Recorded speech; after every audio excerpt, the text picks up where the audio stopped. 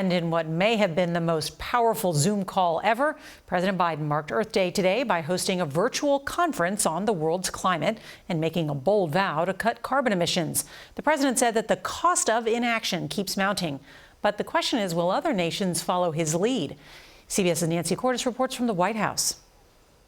This is the decisive decade. The president met with 40 world leaders today without ever leaving the East Room.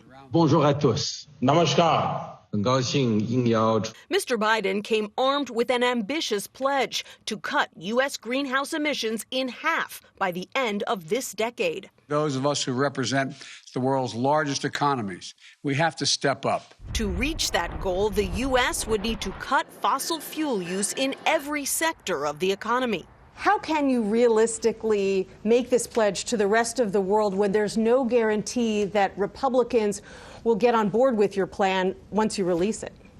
You know, wind and solar had the biggest year they've ever had last year.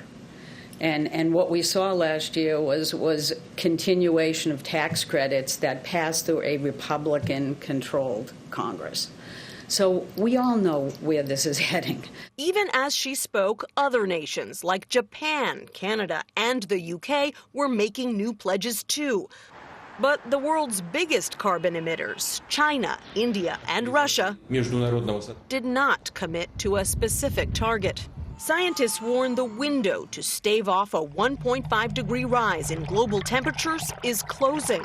18-year-old climate activist Greta Thunberg made that case to Congress. The fact that we are still having this discussion, and even more that we are still subsidizing fossil fuels directly or indirectly using taxpayer money, is a disgrace. The president hasn't yet said how he plans to slash emissions in half by 2030. One study suggests that 60% of all new cars would have to be battery powered by then. And Nora, right now, we're at about 2%. Long way to go. Nancy Cordes, thank you.